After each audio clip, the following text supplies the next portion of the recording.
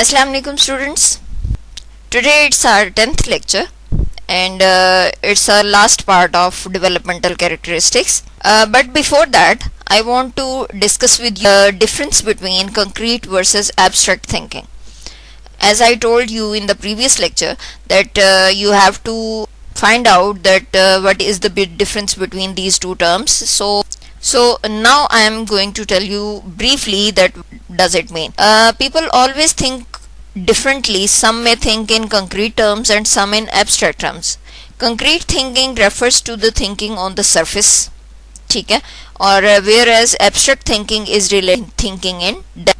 Like जैसे कि हम कहते हैं कि सरसरी नज़र मारकर आप कह देते हैं कि जी कोई चीज़ अच्छी है या बुरी है, और that is called concrete thinking. And if you are analyzing the thing and you are observing कि क्या इसमें बुराई है, क्या अच्छाई है, और फिर इसको इसकी क्या बेनिफिट्स हो सकते हैं और उसके डिफरेंट फीचर्स को आप एक्सप्लोर करते हैं, तो then that is called abstract thinking. Alright. और अगर आपने मज़ीद इसकी डिटेल देखनी है तो I have given the link below, और इस पर बहुत सिंपल वर्ड्स में अच्छे से डिफ्रेंशिएट किया गया है कि इन दोनों टर्म्स का मतलब क्या है. और अब मैं आगे बढ़ती हूँ नेक्स्ट हमारे लेवल की तरफ, which is senior high school. और 10th फर्स्ट ईयर और सेकेंड ईयर की क्लासेस इसमें इन्वॉल्व होती हैं, और ऑलमोस्ट जो एज होती है वो स्टूडेंट्स की वो 16 to 18 ईयर्स होती है. During this stage, physical maturity is by and large achieved, and this also influences many aspects of human behavior. और पिछली स्टेज में भी हमने यही पढ़ा था कि जैसे जैसे बच्चा मैच्योर होता जाता है, जैसे जैसे उसकी जो फिज़िकल चेंजेस हैं वो परफेक्शन की तरफ आती जाती हैं, तो उसके ऑब्वियसली बिहेवियर्स भी इफ़ेक्ट होते हैं, उसके मूड इफ़ेक्ट होते हैं, उसके इमोशंस इफ़ेक्ट होते हैं, और इवन उसका सोशल सर्कल जो है या जो उसकी सोशल एक्टिविटीज़ हैं वो भी बहुत ज़्यादा इन्फ्लुएंस होते हैं. So peer groups and reactions of friends become extremely important for the adolescents. ठीक है, इस स्टेज पर पहले तो हमने पिछली स्टेज में बताया था कि असरअंदाज होते हैं, मतलब पेरेंट्स भी और उसके पीयर्स भी, लेकिन यहाँ इस स्टेज पर पहुंचकर बच्चे पर बहुत ज़्यादा इन्फ्लुएंस होता है पीयर के परसेप्शंस का, और क्या वो सोचते हैं और क्या उनका रिएक्शन होता है, वो सारी चीज़ें बहुत ज़्यादा उसको इन्फ्लुएंस करती हैं. They are concerned about what will happen after they complete this stage, especially those not intending to pursue further education. और ये भी सबसे ज़्यादा सेंस उनमें डेवलप होना शुरू हो जाती है कि अगर हमने फ़र्ज़ करें यहीं पर ही हमारी एजुकेशन स्टॉप हो जाती है तो हम आगे क्या करेंगे, हमारा फ्यूचर प्लान्स क्या होंगे, हमारी मतलब करियर के हिसाब से वो सोचना शुरू कर देते हैं. तो they become aware of the importance of academic ability and grades for certain career patterns. ठीक है, और उनको ये रियलाइज़ होना शुरू हो जाता है फर्स्ट ईयर में या सेकंड ईयर में ही कि अगर उन्होंने अच्छे ग्रेड्स लिए तो उन्हें आगे कोई अच्छा करियर ज्वाइन करने को मिलेगा, अदरवाइज नहीं. जैसे कि अगर मेडिकल में जाना है तो उसके लिए 90% मार्क्स तो लाजमी ही ले, तभी वो मेरिट की जो दौड़ है उसमें आ पाएंगे. तो ऑब्वियसली उनके सामने चीज़ें क्लियर होना शुरू हो जाती हैं और वो उसी हिसाब से अपने आप को प्लेस करता है. They have to make certain value decisions about morality and ethics also. ठीक है, ये वो स्टेज होती है जिसके ऊपर उसकी मोरल डेवलपमेंट भी बहुत ज़्यादा डिपेंड कर रही होती है. और इस स्टेज पर एक तो उसकी फिजिकल डेवलपमेंट मैच्योरिटी की तरफ जा रही है, प्लस उसकी मोरल और एथिकल जो कंसिडरेशंस हैं वो भी बहुत ज़्यादा स्ट्रॉन्गनेस की तरफ जाती हैं, क्योंकि यहाँ पर जब वो खुद डिसीजन मेकिंग की तरफ आ रहा है तो देन ऑब्वियसली ही और शी हैज़ टू डिसाइड के विच वे ही और शी हैज़ टू अडॉप्ट, कि ऑब्वियसली अगर वो मेहनत करेगा तो ही अपनी गोल्स या उसने जो एम सेट करना है इस लेवल के बाद तो उसको अचीव कर पाएगा, और उसके लिए कोई उसको शॉर्टकट तो मिलने वाला नहीं है. सो वो हमेशा अपनी मेहनत पर रिलाई करेगा, हार्डवर्क करेगा, अपनी एबिलिटीज़ को यूज़ करेगा. तो इन तमाम चीज़ों को एक्सेप्ट करने के लिए बहुत ज़्यादा एफर्ट चाहिए होती है उसे. All right. So I am going to discuss one by one the characteristics. First of all, we are going to discuss physical characteristics के सीनियर हाई स्कूल लेवल पर बच्चे की फिजिकल कैरेक्टरिस्टिक्स क्या होती हैं और टीचर का जो रोल है वो क्या होना चाहिए. Most student reach physical maturity and almost all have attend puberty. ठीक है, मतलब ये है कि वो अब बालिग हो चुके होते हैं. All girls have reached their ultimate height yet some boys may continue growing after this stage. ठीक है, गर्ल्स तो मोस्टली जो भी होंगी वो ग्रो कर चुकी होती हैं, जितनी हाइट उनकी बढ़नी होती है वो भी बढ़ चुकी होती है. लेकिन कुछ बॉयज़ की जो है वो किसी स्टेज पर रुक जाती है हाइट बढ़ना, और किसी स्टेज पर फिर बाद में बढ़ना भी शुरू हो जाती है. So there are tremendous variations in height and weight and rate of maturation. Late maturing boys seems to have considerable difficulties in adjustment due to their slow rate of growth. ठीक है, जिनका रेट ऑफ ग्रोथ स्लो होता है उनको फिर आगे adjustment में भी थोड़ी डिफिकल्टीज का सामना करना पड़ता है. And they are still concerned about physical appearance. लेकिन सबसे ज़्यादा कंसर्न उनको अपनी फिजिकल अपीयरेंस पे ही हो. इसके ग्लैंडुलर चेंजेस जो हैं वो बहुत ज़्यादा इफ़ेक्ट कर रही होती हैं. Like bread kind of pimples जो हैं वो भी राइज होना शुरू हो जाते हैं, जो फेस की ब्यूटी को कम कर रहे होते हैं अल्टीमेटली. और वो भी सबसे ज़्यादा परेशानी का बायस होते हैं स्टूडेंट्स के लिए. The most significant change accompanying puberty is attraction towards opposite gender. इस अपोजिट जेंडर के हवाले से जो अट्रैक्शन है वो भी डेवलप होना शुरू हो जाती है. नेक्स्ट है जी सोशल कैरेक्टरिस्टिक्स. सोशली अगर देखा जाए तो मेन तो की होल्डर वही हैं पेरेंट्स और पीयर्स के जो उसकी डेवलपमेंट पर असरअंदाज हो रहे हैं. ठीक है, अब parents are likely to influence their large range plans and peers tend to influence their immediate status. ठीक है, पेरेंट्स का रोल उनकी लॉन्ग टर्म जो लाइफ है या उनका जो गोल होना चाहिए कि करियर कौन सा अडॉप्ट करना है, तुम्हारी फील्ड क्या होनी चाहिए, तुम्हें ऐसे नहीं तो ऐसे होना चाहिए, ये सारी चीज़ें पेरेंट्स डिसाइड करते हैं. ठीक है, या हम कि ये कह सकते हैं कि पेरेंट्स की तरफ से इन्फ्लुएंस. लेकिन जो प्रेजेंट सिचुएशन है वो कैसा है, दिखने में कैसा है, बेसिकली अपीयरेंस जो है वो ज़्यादातर इफेक्ट होती है उसके peers. Research indicates that high school and college students are probably influenced in the area of political thought, moral development, and occupational choice. And occupational choice more by parents than peers. ठीक है, ये वो areas हैं जिनमें parents की involvement या influence ज़्यादा होता है as compare to his class fellows और फ्रेंड्स और peers. But influence of peer group on hair style, interest क्या होने चाहिए, सोशल रिलेशनशिप्स कैसे होने चाहिए, उसके ऊपर बहुत ज़्यादा इन्फ्लुएंस जो है वो उसके पीयर्स का होता है. इसके अलावा क्या एस्पेक्ट हो सकता है कि parents and peer influence different aspect of adolescent behaviour, और उसमें parental influence is greater on future decisions, कि फ्यूचर में क्या क्या डिसीजन कैसे कैसे लेने चाहिए वो उनका इन्फ्लुएंस पेरेंट्स की तरफ से होता है. और peer influence is greater on present status and कि वही जैसे पीछे हमने बात की ना कि हेयर स्टाइल कैसा होना चाहिए, तो मैं ड्रेसअप कैसे होना चाहिए, और इंटरेस्ट्स क्या हैं. ज़्यादातर जो फोकस ऑफ डिस्कशन है वो किस चीज़ पर होता है, यही सारी चीज़ें होती हैं जो पीयर्स की तरफ से इन्फ्लुएंस्ड होती हैं. अदरवाइज मेन जो डिसीजंस हैं वो पेरेंट्स की तरफ से इन्फ्लुएंस्ड होते हैं.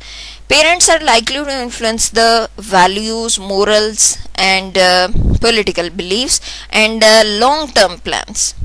All right, और peers influence current sense of identity and status.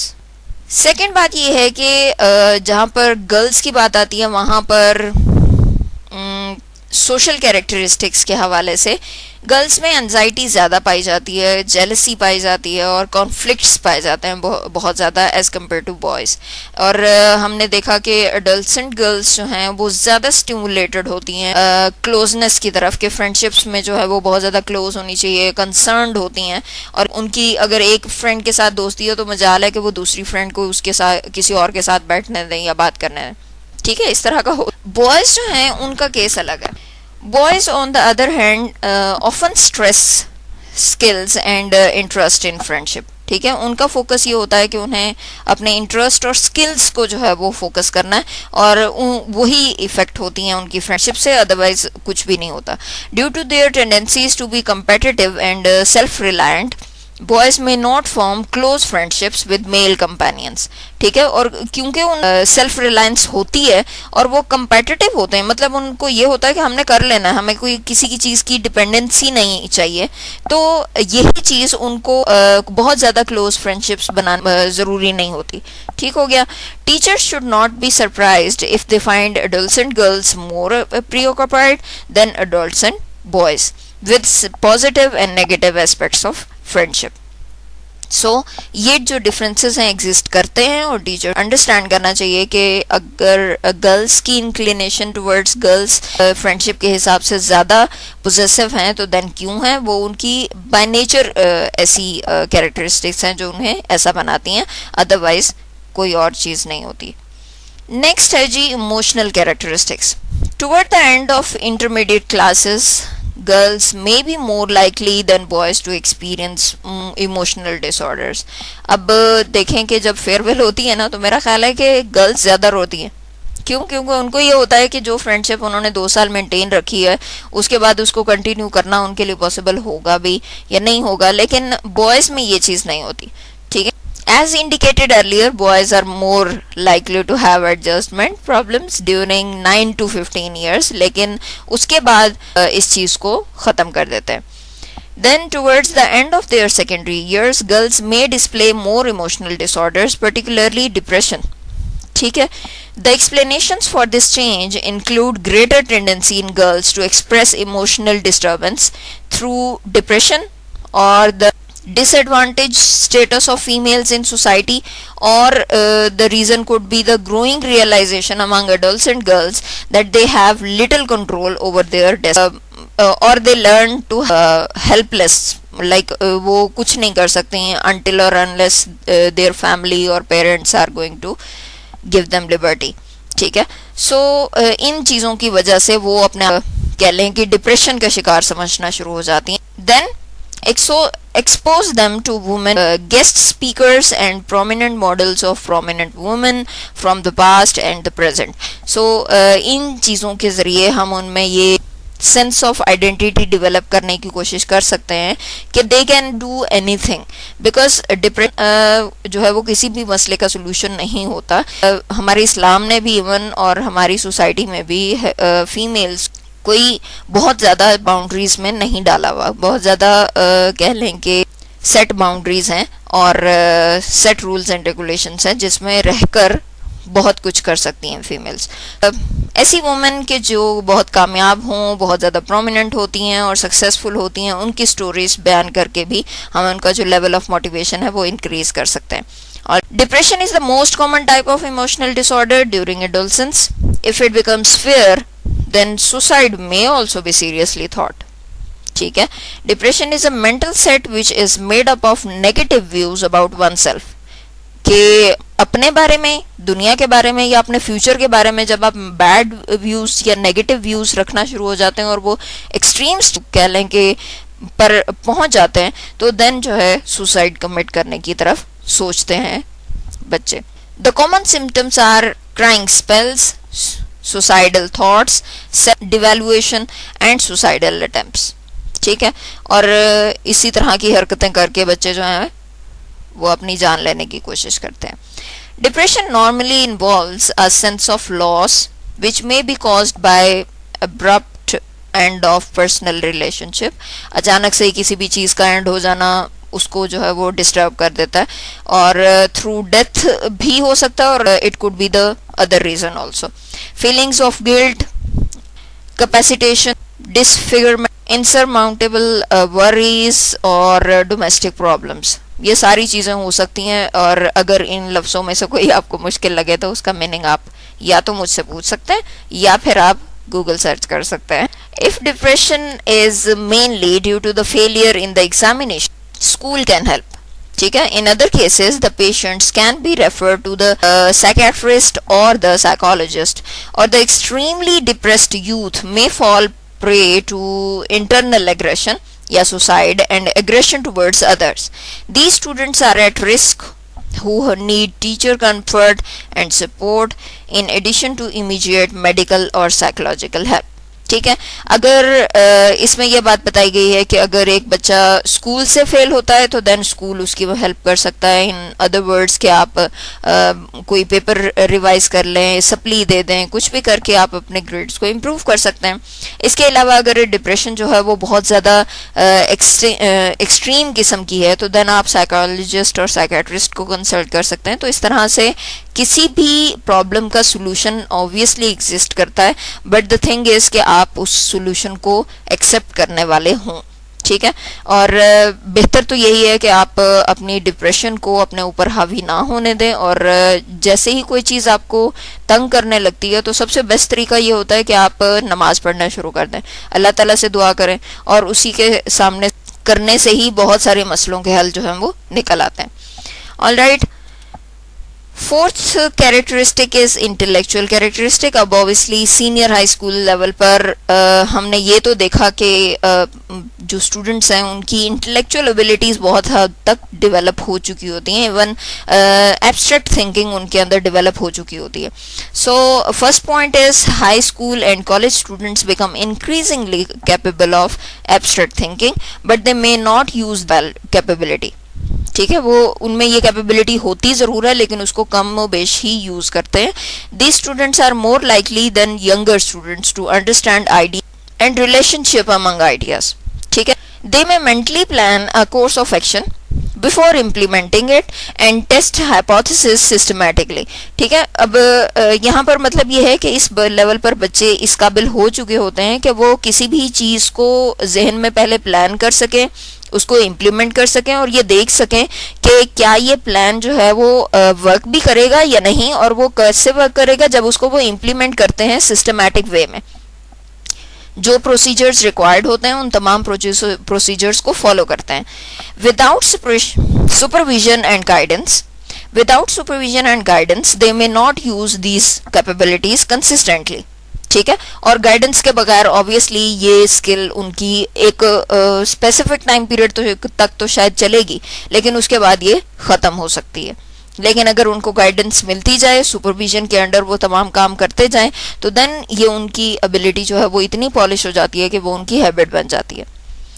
Teachers should consequently call their attention to relationships between ideas and the ways to apply their previously acquired knowledge to new situations, ठीक है। Teachers को सिर्फ road memorisation की तरफ focus नहीं करना चाहिए, बल्कि स्टूडेंट्स में थिंकिंग की इस तरह की एबिलिटी डेवलप करे कि वो अगर एक कॉन्सेप्ट पढ़ाए तो दूसरे कॉन्सेप्ट के साथ उसका रिलेशन डिफाइन करने को कहे, उन्हें ये सोचने पर मजबूर करे कि अगर एक चीज़ इनमें से दूसरे के साथ मिक्स कर दी जाएगी तो देन क्या होगा, अगर उनका पिछला नॉलेज एक नई सिचुएशन में अप्लाई करना हो तो देन उसके कॉन्सिक्वेंसेस क्या होंगे। तो इस तरह की सिचुएशंस में उनको डाला जाए ताकि वो सोचने पर मजबूर हो, और जब वो सोचने पर मजबूर होंगे तो वो अपने प्रीवियस नॉलेज को अप्लाई करते हुए कोई ना कोई सोल्यूशन निकाल लेंगे, ठीक है। सो इसी तरह से जो है नॉलेज क्रिएट होता है।